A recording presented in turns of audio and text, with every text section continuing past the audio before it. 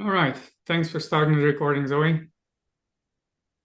So today we are going to be basically talking about what we're doing in Icon with real applied AI in execution of SAP projects.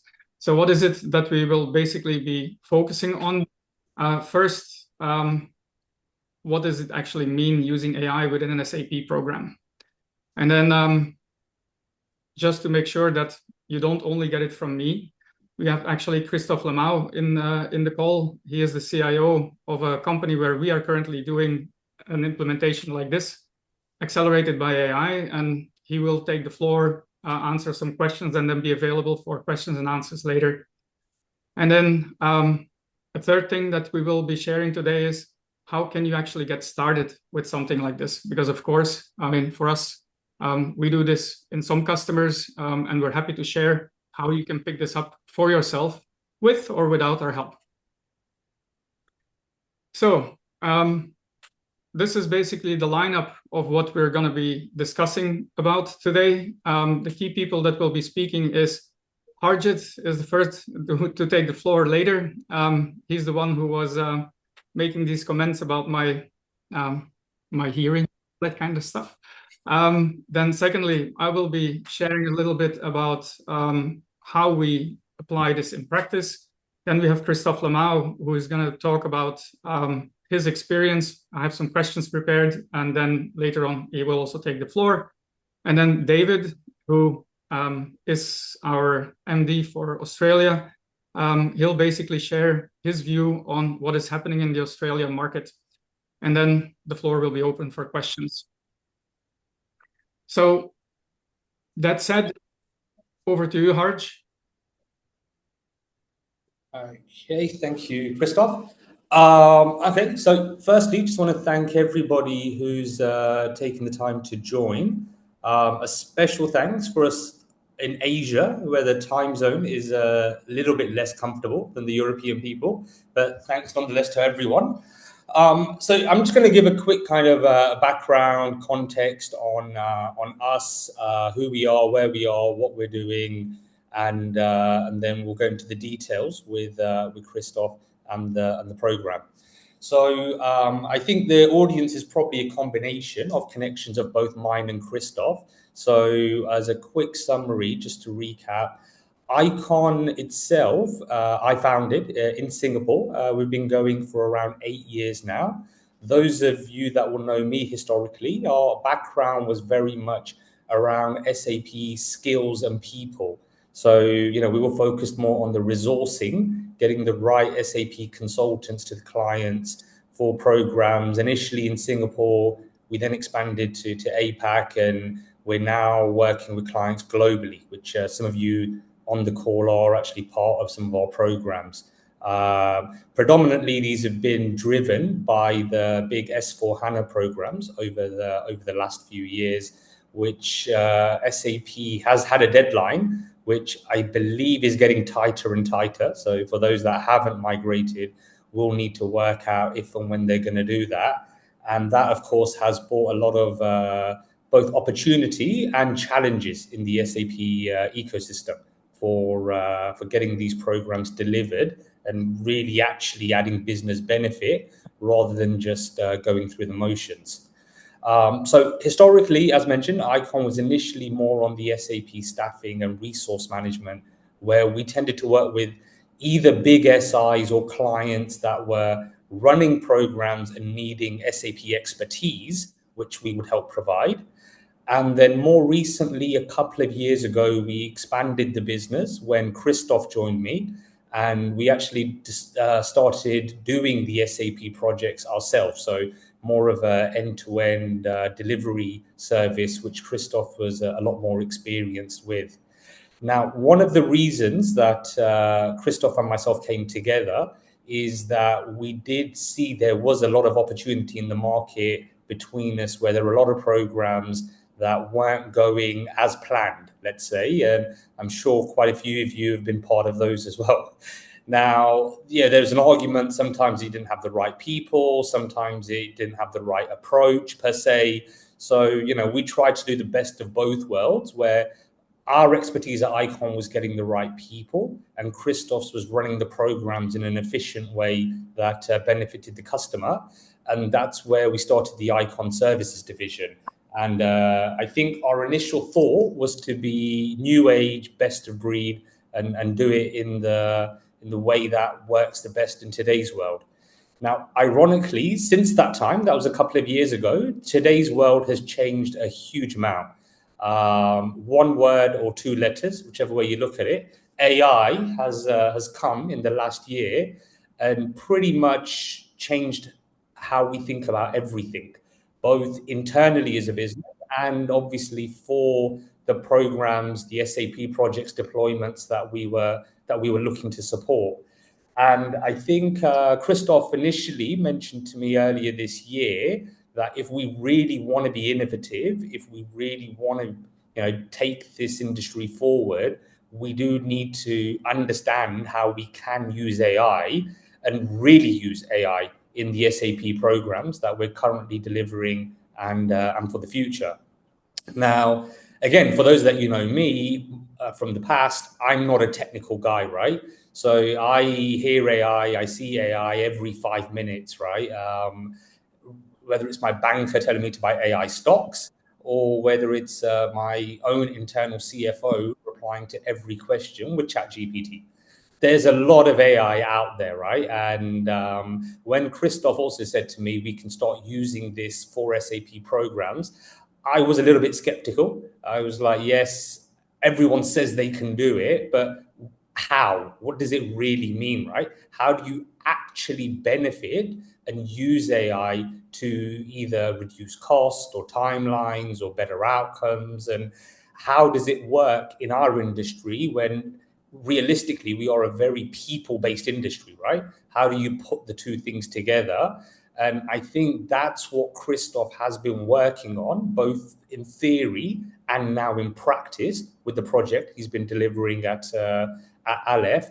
And I believe that's really the key for us to be able to help clients better in the future.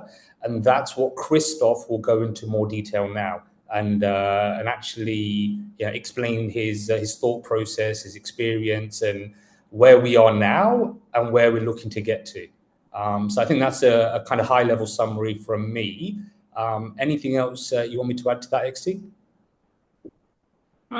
No, I think we can get started off the back of that, and then later on, if there are specific questions from anyone, I mean, we will be in the room, so people can address them to you as well.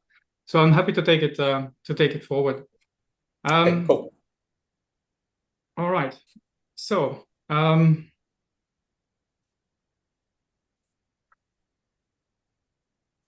given Harjit's reluctance on AI and the fact that he actually doesn't really use it on a day-to-day, the moment that we came up with this, we need to use AI in implementations of SAP, it became something of an interesting challenge for us to explore.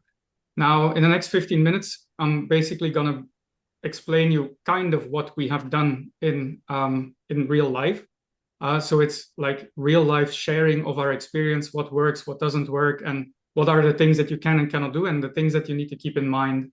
Now, I want to start off from the basics, which basically means, I mean, we probably in the meanwhile, everyone in the room, except for Harjit, uses AI. That's my guess. And if you do, then you probably know that AI isn't perfect. It makes a lot of mistakes, and yet it's very powerful. So it gives you all these informations that are meaningful and that help your work or that help accelerate your work quite a lot. So I don't consider AI as something that does all the work, but it's a vehicle, something that helps us accelerate work.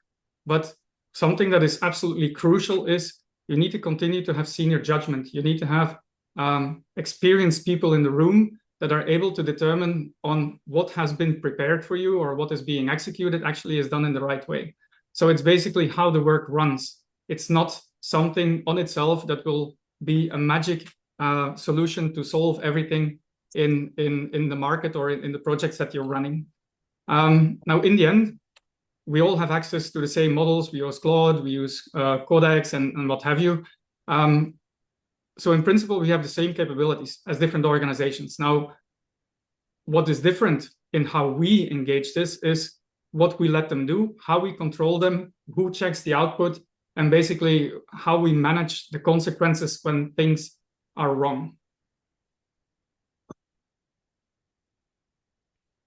Yeah, and I actually accidentally started my Claude session here, which I think you probably you didn't see on screen. All right, then, so basically, before we get into what we actually did, a short refresh. This probably is very visible and very known to everyone. So what is AI changing on SAP programs? Well, of course, you have the platform itself, AI or SAP with their Joule. They basically are pushing very hard. They have a very strong AI capability that they're starting to introduce in the platform. And as a consequence, going forward, more and more, you will have less configuration, less own execution, but much more emphasis on how you govern whatever happens in SAP. Then from an execution perspective, so in the program itself, we are seeing a shift, and we have lived a shift in terms of accelerating design, accelerating configuration, executing configuration, testing, and everything related to data. So I know that, for instance, some people that are here in the room, I just saw them join. We were talking about master data migration, a tool chain that I have built for it, and we have done something similar. So we have access to the same tools, but we're starting to use this in the real world. And as a consequence, we see that certain things can and cannot be done. And that's basically our first focus, is how we can accelerate the work that we typically do from a consultant's perspective, where in the past we had a lot of people doing a lot of different things. You had seniors, and then you had juniors doing configuration and so forth. And that is basically where we see an opportunity, and the opportunity that we have used to help to use AI to help accelerate work. Now, the last bit is something that I'm not going to be talking about a lot, but from an AI perspective, of course, it affects the life of people in the business a lot. From an operating model perspective, we see there is either you use the SAP built-in AI, Joule, and so forth, or you use external models to start executing jobs in or around your SAP platform. So these are the key things that are happening in the SAP ecosystem. And then we will get into the detail on where we focus on basically the program changes in a bit. Now, before you get there, few things that we need to be very aware of. The moment that you use AI in an SAP context, clean core is no longer an option. It's something that is a necessity because it relies on standardized structures. And if you don't have those, you have a lot of custom code and so forth. Of course, you can still deal with AI to do some things, but the more standardized you are, the easier you will be able to leverage the benefits of a standardized structure. So clean core is kind of a must. Now, the second thing that, of course, you will need to think about is, who do you work with? Now, in the past, you would have organizations with very large teams that can cater to the big team that often is required to do a transformation.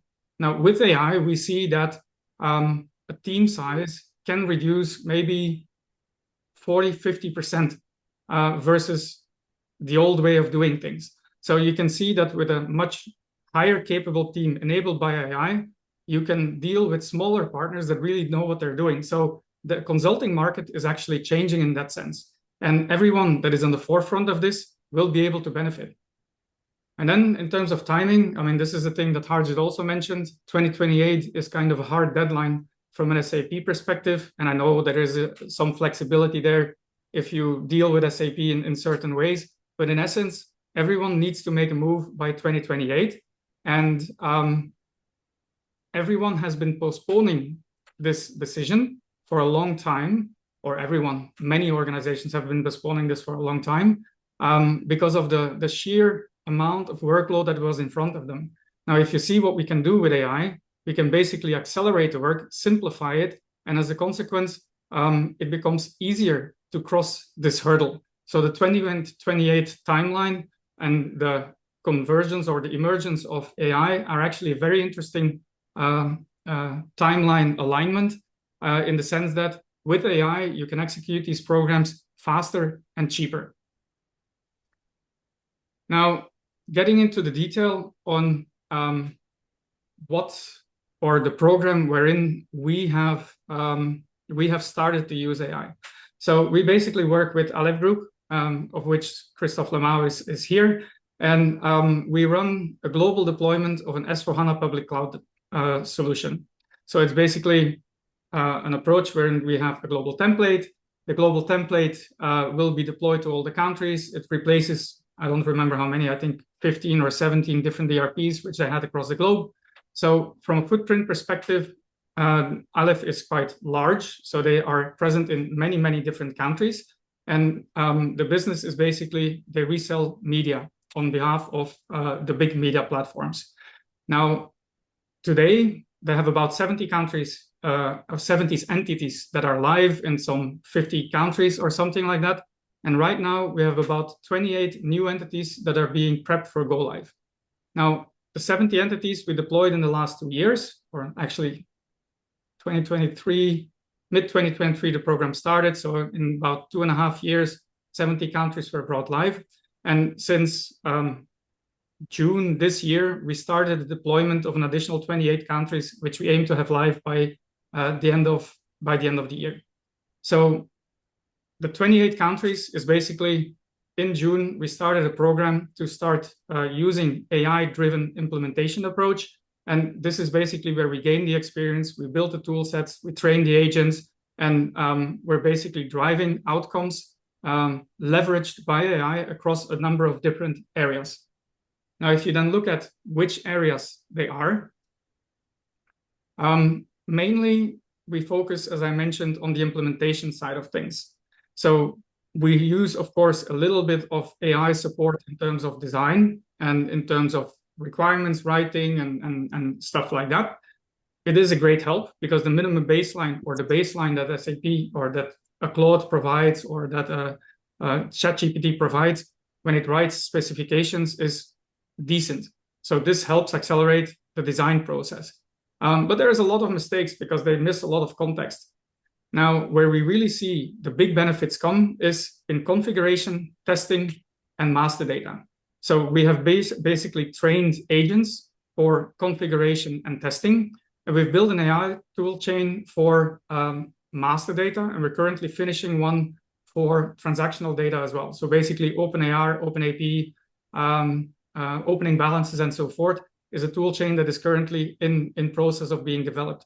If you look at configuration, we have trained agents. SAP testing, we have trained agents. And for the master data, we basically have an AI tool chain, which is not agentic, but which basically runs in different steps to extract it from the source system, convert it, and test it against the migration cockpit, and basically run through the entire process end to end from source system to destination system. So we basically train the agents and we have productized those. So they are currently available on an MCP, which means anyone that wants to use these agents can hook into the MCP and start using it for testing or for configuration and so forth. Now, of course, we don't cover every single module. From an Aleph perspective, you have the key focus is on finance and controlling and materials master and sales and distribution. So that's basically the key scope of work which we started off with. And further evolution we can do, but at this moment, those are the scope items or is the scope that we cover.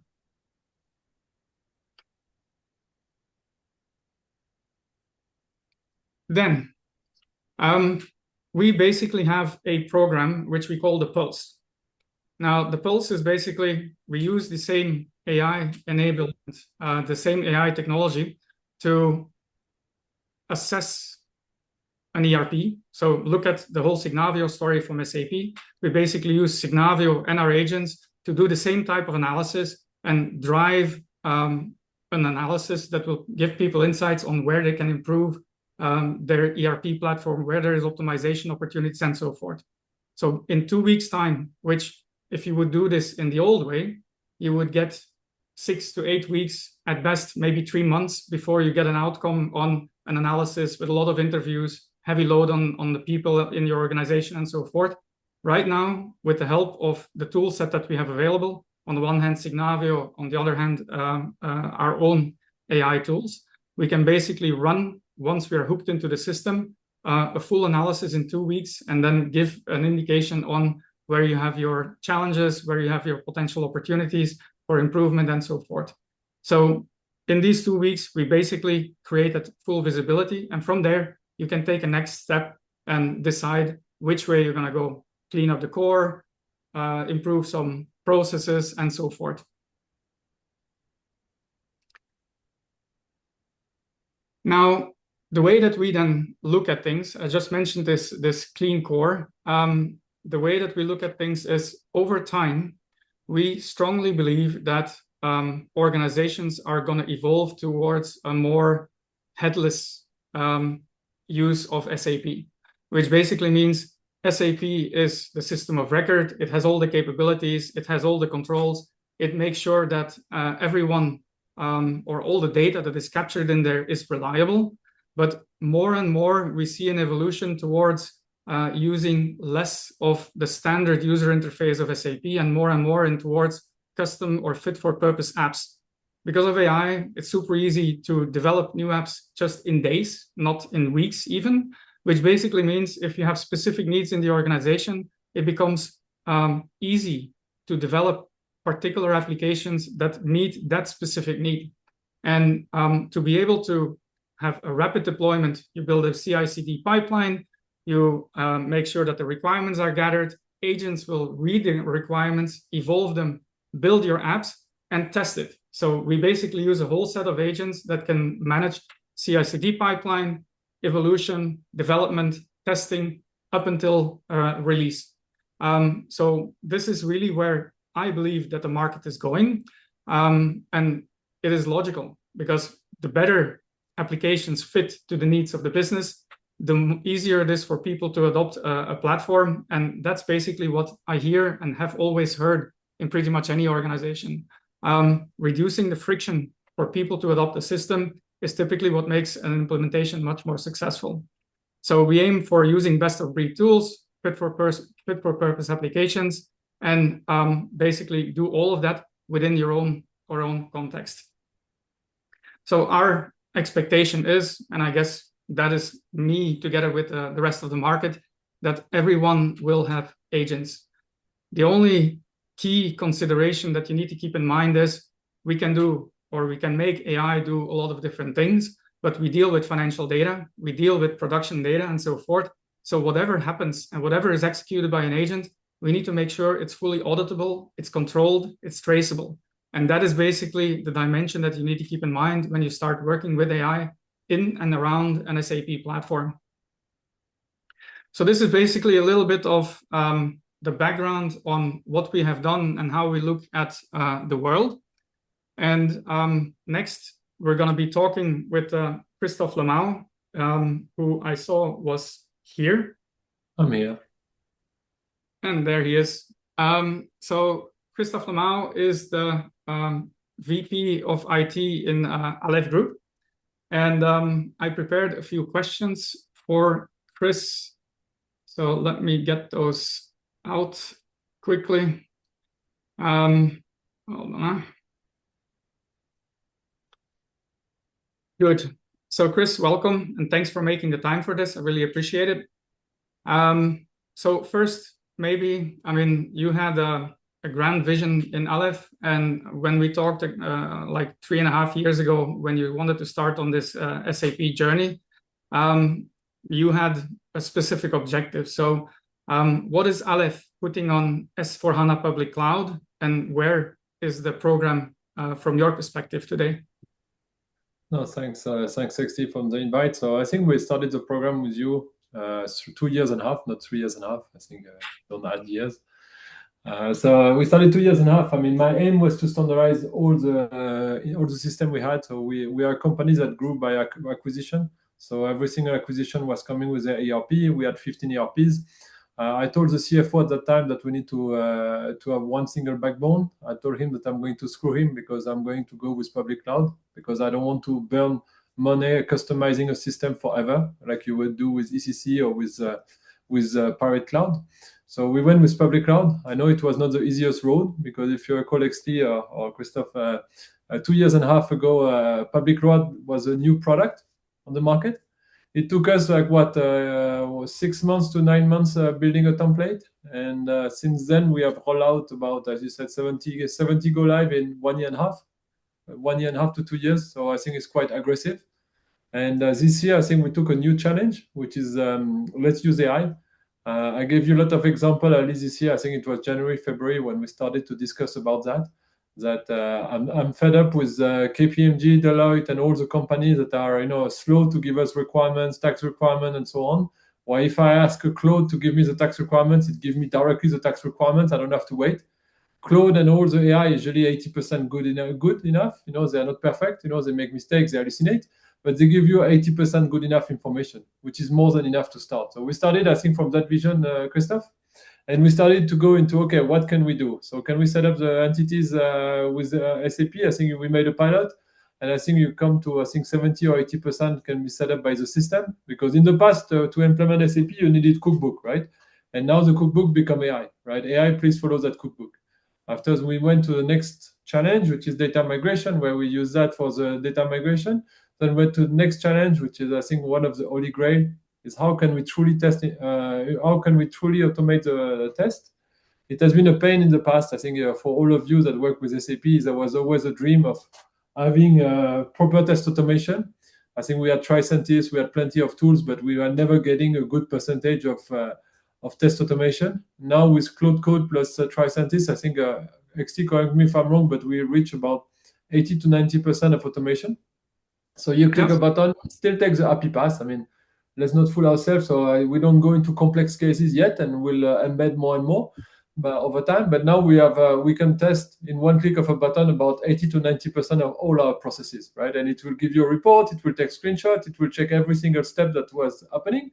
And we basically, when we now launch countries, we give that report to the finance manager of that market. This is your starting point, and please go and test, considering that we have already tested at 80% or 90%. But I think that's where we are. Now we have the dream of doing the change request. We are able to implement with AI. We are able to migrate data migration with AI. We are able to test with AI. I think the next dream is to go the change request via AI. Yeah, and that's indeed something that we're just starting off to hold that AMS and evolutive maintenance also with AI agents. Indeed. Yeah, and I think SAP is not. I mean, we did it. I mean, just to complete it, because I think that's on Icon. If you I talked to plenty of other CIOs on the market, and they all struggle with SAP, because they keep promising Joule 2.0 that should be the next AI MCP to plug to any AI. But I think they keep delaying it. I think you told me that now we should get it in November. And being an early pilot, we'll get it in November, something committed in May. And I think with your team, Christophe, we succeeded to get an AI connection, a connection to our AI quite early. So we plug now we can do any transaction from Claude in SAP, and that helped automation a lot, right? And I think I've heard a lot of companies struggling to plug properly Claude to SAP. And I think that was one of the key to succeed to plug correctly the systems. Yeah, I mean, one of the biggest challenges for public cloud that we actually faced is configuration in public cloud can only be done on the basis of the user interface, and that was complicated to get AI to interact with the user interface in a proper manner. But we actually managed to do it. So, and you gave us the platform for that, which was great. Now, when you look at, because we kind of went a little bit off script, but when you look at if there is anyone in the audience right now that would start a multi-country public cloud program, what would be your key recommendations for them for things to get right before they start? Because the one that you have done and are doing is massive. So you deal with a lot of stakeholders, countries, cultures, technologies, and so forth. So what are the things in your view that people need to look at before they start a journey like this? And it depends on the size of the company, right? I mean, first is always a template. You still need to have a template, unfortunately, because if you go with a shaky foundation, it will not work. That's why we spend quite some time on the template. But now I think with AI, I mean, we could do the full rollout probably in 1.5 years instead of probably 3 years. If you use AI, if we restart now, we probably take 1.5 years to do more than 100 go lives. I would say 1.5 years is a fair assessment. So I would use AI. I would build a good template in 6 months. I will just use AI after to do the rollout and the localization and all the data migration, the tests and so on to save a lot of time. Yeah. Because we didn't, right? For me, AI is a technology with a cheat code, right? So you can really do a lot that you could not do before.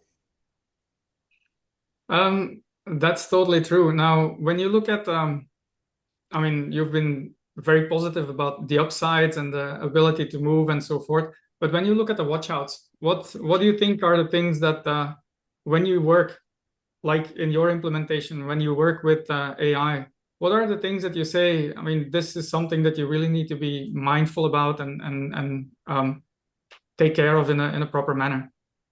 So for me, I mean, AI will still need people, right? I mean, people are dreaming if we say that AI will remove completely the need of people. I think what we need is more seniority, which is a challenge because I think all companies are looking for more and more senior consultants, right, to help. But I think it will make disappear all the junior profiles. So I think to find the right talent to go in that journey. And if you talk to consultants on the market, very few have experience on using properly AI like we did. So I think the challenge will be to find the right people. If you embark in such a journey, you need to have the right people because it's still back down to the people you have. It always does. Yeah. Let me know if you see it differently, but I think that's the biggest challenge. Because now, I mean, you can replace knowledge, you can replace a lot of things, but you cannot replace senior people. No, I fully agree with that. And I mean, even more, it's senior people who govern the process and who are willing to take this combination of I have AI do 80%, I need to do the validation and I need to drive it. And those people are indeed not so easy to find. I agree. So Chris, any closing notes? Nope. All good. I think we covered. I mean, unless there's question from the people. Is there any visuals or in the process that you guys can share in terms of AI?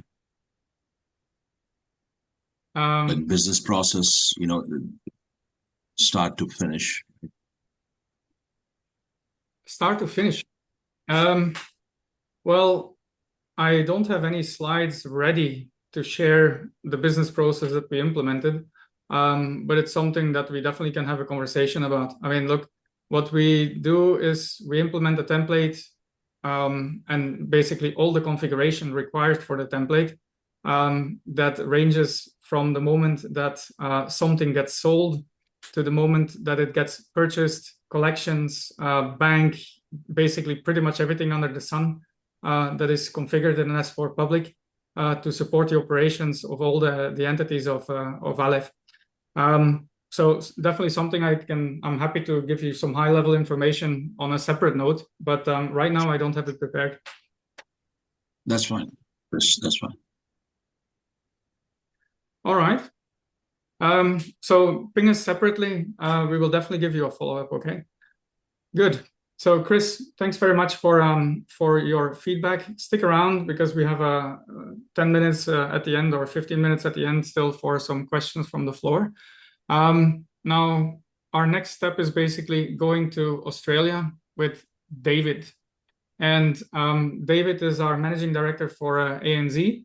And he's basically going to give us a bit of insights on what he sees in the market in Australia. David, over to you. Thank you, Christophe, and good day to everyone. I'm delighted to have recently joined ICON and to be driving our market expansion here in Australia at this pivotal time. I've spent most of my career inside big transformation programs and have been increasingly frustrated by how few of them were actually built for the businesses that I was sitting in front of. Here in Australia, the market is full of strong, well-run organisations that are nowhere near enterprise scale. And for years, the only delivery model on offer has been one that's been sized for organisations, 5, 10 times their size. So that's exactly why I've joined Icon, because and why the timing also matters to me. Icon, as Christophe has been talking, we're not the type of organisation that is bolting AI onto an old way of working, but instead what we're doing is we're building the work itself around it, and we're proving that out right now in a live global program, as we've just discussed. Bringing that here to the Australia and New Zealand market now that ECC support is ending, and every mid-market SAP estate has a decision in front of them. It's a genuinely good problem to be solving. So it's why I'm glad to be a part of this, and why I think this market is about to change significantly. The first thing that we're hearing consistently is that buyers want to see work on their own data before they sign up to anything, really. So, not a reference call, not a slide with someone else's logo on it, but their data, their processes in the room. And alongside that, they're asking for two things almost every single time, and that is, give me a fixed scope so this doesn't become an open-ended program with a moving end date, continuously moving end date, and also give me senior people that are actually going to be doing the work, not senior people selling me the work and then handing it over to someone else. So what they're also not asking for explicitly, is a 12-month blueprint phase before anyone even touches a decision. So for us, that's the signal. Prove it on my data with your best people, and do it fast. The gap that we're seeing, or the problem that we're seeing, is that's not what's being offered to them right now. What lands on the table typically is the enterprise template, program structures, governance layers, rate cards built for organizations, often 5, 10 times their size. A resources company with one Australian instance gets the same delivery model as potentially a global manufacturer with 40. And this mismatch isn't just about price, but it's structural. The method self-assumes a scale that most of this market doesn't have. And that's the gap that we keep hearing about. Region after region, sector after sector, whether it be mining services, whether it be retail, whether it be government agencies, or mid-market industrials. Good businesses, real budgets, being sold a program that is shaped effectively for someone else.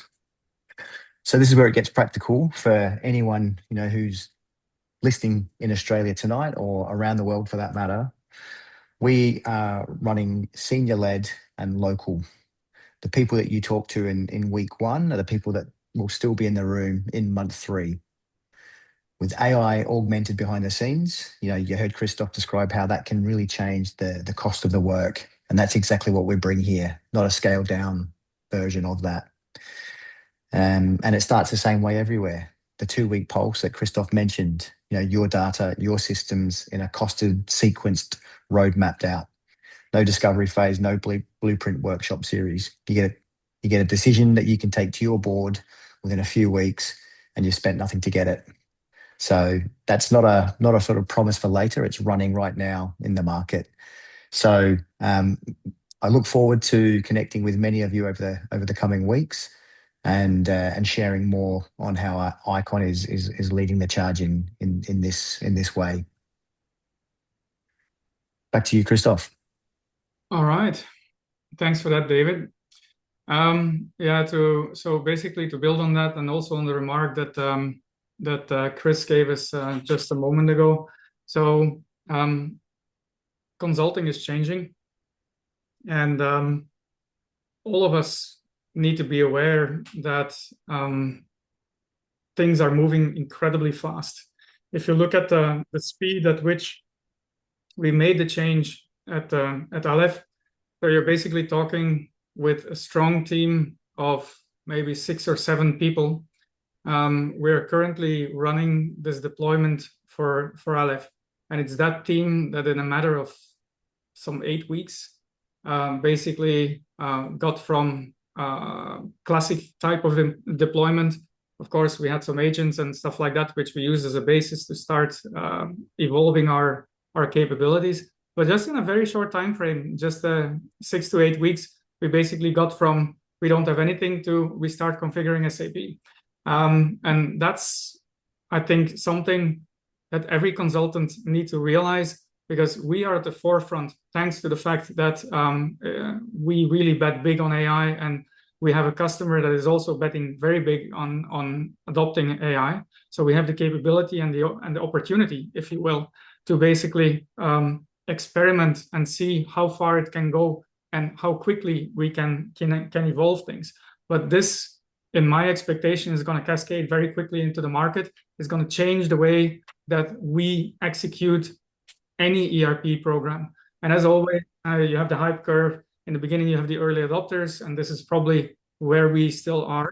But I think if you look at the pace of evolution of everything that is happening in the AI world, 2 years from now, there will be very few old-style programs that are still running, because the benefits are just significant.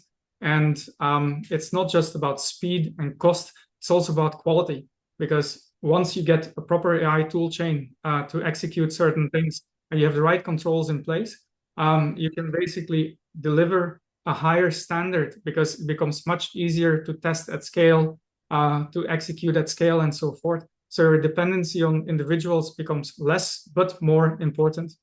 So that's basically the story that we have. We would be, of course, very happy to share everything in more detail with anyone in the room.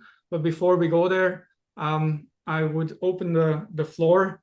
We have about 10 minutes left for questions and answers. So Harj, Chris, David, and I are available. Any questions? Anyone that has, because right now I'm in presentation mode, so I don't see if anyone put up their hand, but the floor is open.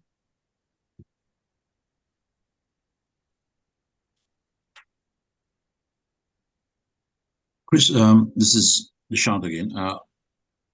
Who's running the practice of AI-augmented North America? Do you guys have a rep here or person here in charge? We actually don't have a footprint in North America. We have a footprint in Asia and in Europe. Right. But we actually, if you look at the deployment that we're doing for Aleph, we're basically working to deploy Latin America before the end of this year, which means we work odd hours, which Harj find more problematic than I do, because I often have these late meetings. I mean, we can, if you're interested, we can talk and we can see what we can do in one way or another, because it's not just us that can use the agents. I mean, I mentioned earlier, we put the agents behind an MCP, which basically means you hook your own Claude session into the MCP. You can start using the capabilities also. And then, I mean, we can look at what your particular requirements are. So from that perspective, we can help you adopt it, execute it, and so forth, if that would be of interest.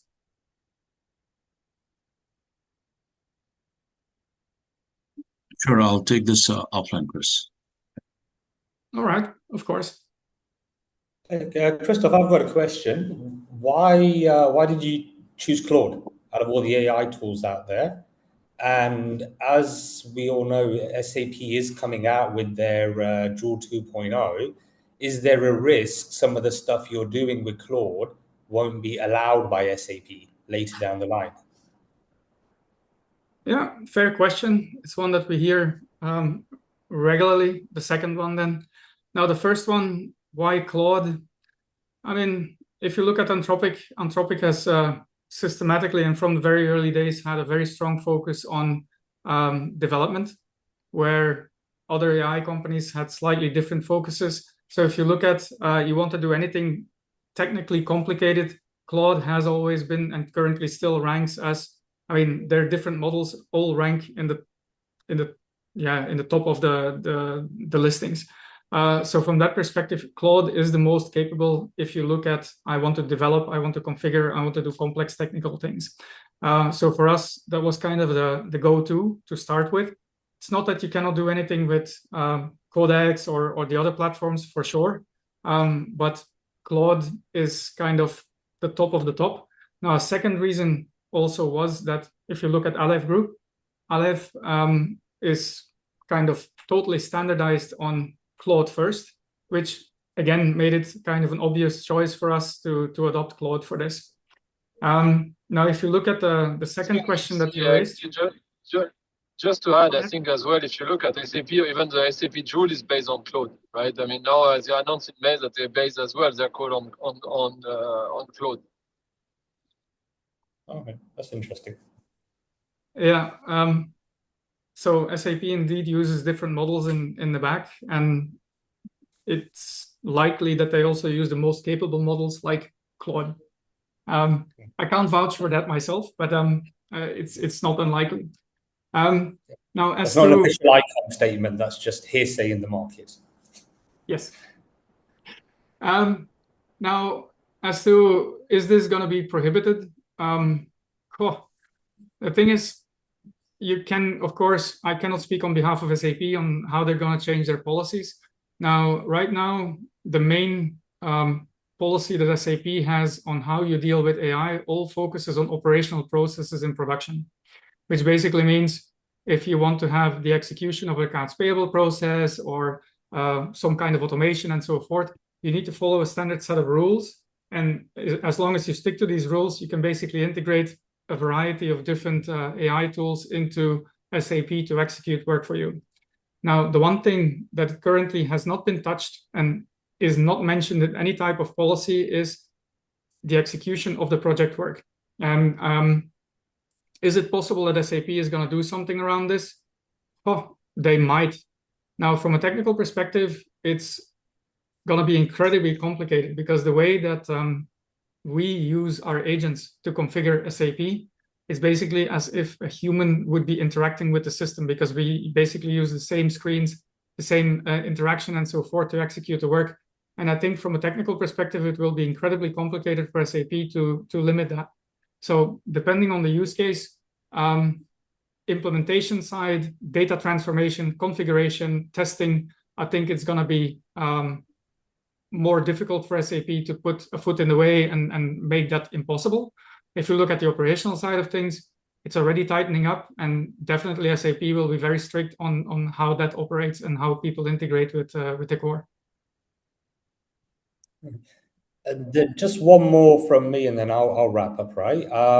What about from a security aspect? Because I'm reading a lot of stuff online nowadays. The AI in Australia is cancelling people's gym appointments and overwriting them. And I don't know, was it OpenAI or Anthropotic who started sabotaging other systems? And these are real life, right? These aren't Skynet and Terminator and Matrix. So, how do you actually keep systems safe if, you've got your AI doing the config and you got to make sure it doesn't go wild and change Aleph's accounts payable to 25 minutes or something, right? How do you keep control of that? Well, first and foremost, we use the agents within a very controlled set of specifications. So we use guardrails. When we never touch production. So we don't do agent work in production. We basically configure like you normally would configure in the customizing environment. And then you follow the transport methods and so forth. And all the work that an agent does is typically validated by a second agent. We have reports, and then we have humans that actually validate the work as well. So the work that we do has very little risk of really affecting the production environment because we basically follow the normal development tool chain of an SAP. And if you look at your question, Harj, both Anthropic and OpenAI had cases where they had their models escape their sandbox environment and hacked some other websites. One of them was Hugging Face, if I remember well. The other ones I don't remember that well. But the chance that we're going to have this is actually relatively limited. Cool. I see. I'll open it up. All right. Vishnu, you had your hand up for a while. Yes. Hi, Chris. I wanted to ask you on the SAP API policy, does it not contradict the current architecture you have with Claude? This is the first part, and the second part would be on the private cloud offering for migrations for larger businesses. And do you also offer anything on purely on custom AI builds who are on ECC and want to kickstart their AI journey into building something on top of their ECC system? Yeah. Well, very good questions, and they're actually areas that we're already playing. It wasn't the purpose of this particular session, but I'm happy to elaborate. So if you look first on, do we have a risk of violating the API policy? Now, as I mentioned, from an implementation perspective, we basically use the AI or the user interface like a regular human would. So from a configuration aspect, we use CBC, we use all the regular screens and so forth, and it's like a human is interacting, so we don't use APIs. So that one, from a configuration perspective, is not a risk. If you look at the testing agents basically also mimic human behavior. So they, again, use user interface and so forth to execute the test work. We basically feed the test scripts in there, and they, because of the fact that they have been trained on that specific context, they execute the test jobs and they provide the reports and so forth. So again, not really API work. The one area where I do agree there is a compliance dimension is everything related to master data. Because with master data, we do actually integrate directly and inject data directly into SAP. And for that one, we basically consider the SAP policies to make sure that our AI toolchain complies with whatever the current standard is. Now, the big risk there and the uncertainty is this policy has been updated several times over the last months. So I don't know what's going to come next. But as to our best knowledge, at this moment in time, we comply with the design specifications that the SAP has basically written out in their policies. So that's basically the first thing. Then the second thing, I remember you asking on people or companies wanting to go for ECC and starting an AI journey. Now, we are currently working with some customers to automate or agentify, let's call it like that, their support process. So basically ticket intake, assessment, initial resolution, and so forth, which is basically kind of contextual to your SAP environment. We don't really do the SAP work, but we help with the assessment and the processing of tickets and the evaluation of code and so forth. And all of that is actually really easy to integrate within ECC, because ECC, either on-prem or own hosted in a I don't know, an AWS or an Azure or something like that, it's relatively straightforward to integrate with and much more flexible than the public cloud that we're currently doing. Now, again, from a compliance perspective, there are questions there to be answered. That's not that simple, because SAP is really limiting what ECC customers are supposed to be able to do. So compliance-wise, it's kind of a gray zone on what we can and cannot do. But from a technical perspective, there is lots of things moving, and we're playing around with these capabilities. Now, you had a third question, but I don't remember which one it was, because it was yes, on the private cloud offering for large enterprises with the heavy enterprise data. For the private cloud offering, so we basically, if you look at the agents that we now have for configuration of public cloud, we also have the same agents, or actually similar agents, that do configuration of your private cloud system. Now, this basically assumes that you're either doing Delta, like configuration of new changes and stuff like that, or you deploy a new company code, what have you. You can do that with agents. What we do not have yet, and which we have not started yet, in all honesty, is something like a migration tool chain that would take your ECC and put that into S4. That we don't have, and that's actually not something that we're immediately focusing on either. Thank you. That answers my question. All right.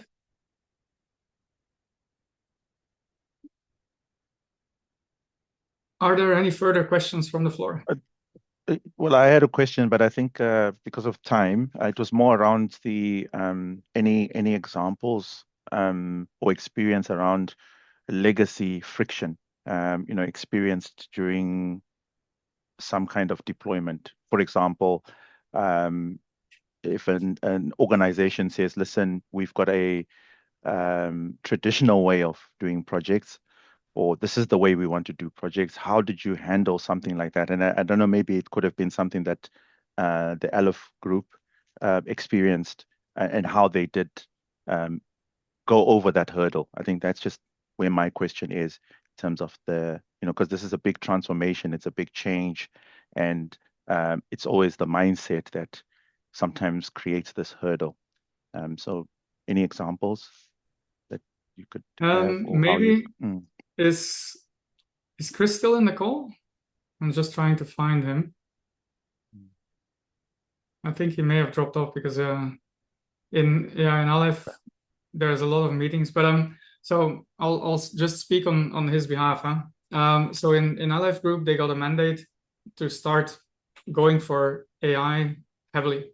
Now changing an organization of a few thousand people overnight, which is what they did, is actually not very straightforward. So you need to have a very, very strong mandate. Now, when we talk to different organizations, we see that if you connect to people who are kind of, they get it, they're with the program. And I have a few customers that we're talking to like this.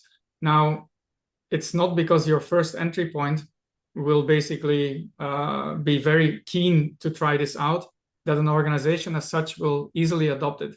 There's a lot of reluctance. There are people who are very worried about the quality, about data privacy and things like this. So there's a lot of hurdles to overcome. And if you look at organizations where you can be most successful, it's typically the ones where the most senior leadership pushes it down and basically states as a fact, this is the way that we're going to execute it. Because if you start bottom up, then people may be convinced, but there's a lot of friction to get these things going. And that's also why I believe, I mean, when you look at the hype cycle, right now we're at the early days, the early adopters are basically going like an Aleph group. And then over time, companies who don't do it this way, they will be paying so much and they will be evolving so slowly that they immediately get into a situation, or over time they will get into a situation where they have so many disadvantages, they become less competitive, they will have so much additional cost compared to companies who do adopt it, that slowly it will seep down in the rest of the in the rest of the market. So I see a lot of enthusiasm. I mean, we just had I have a customer where we developed in 3 weeks. We developed 20 different approval applications, fully flexible, custom vibe coded, and so forth. And when we presented this to the customer, their own developers were there as well, and they were just stunned. Now, the remark that the head of their SAP department made afterwards to me is, now our people will really need to start realizing that the world is changing and they have to go with the program, because they themselves looked at this like a 9 months program, and then we got the requirements, and then in 3 weeks later we did half of the work already. So things will start changing, but it will take time, and it's never going to be an easy discussion. It just, you need to hit the right spots, and you need to be lucky enough to be dealing with people who also get it and want to go forward. So tough that particular question. Mm. Okay, no, thank you. All right. I'm gonna wrap the session if there is no further questions from anyone. But if you may think of anything or you want more information on anything that we've said, just drop us a note. You can find me on LinkedIn, and you normally should also have my details, or you can ping Harj. We would be happy to get into more details on everything that we do. So thanks very much for your time. And David, thank you very much for staying up till after midnight to have the session together with us. Really appreciate your time. Have a nice evening. Thanks, everyone. Thank you. Thank you. Okay, thanks, guys. Thank you. Thank you.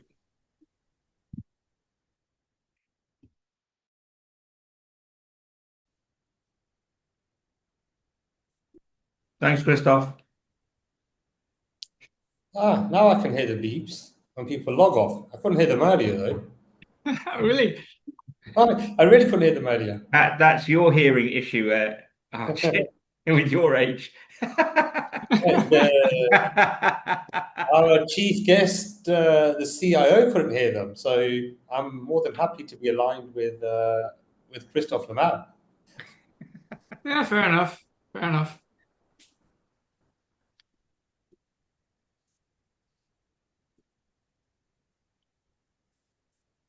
Is the recording still running? No, finished already, yeah? No, I think it is running. No, Can you stop the recording, Zoe?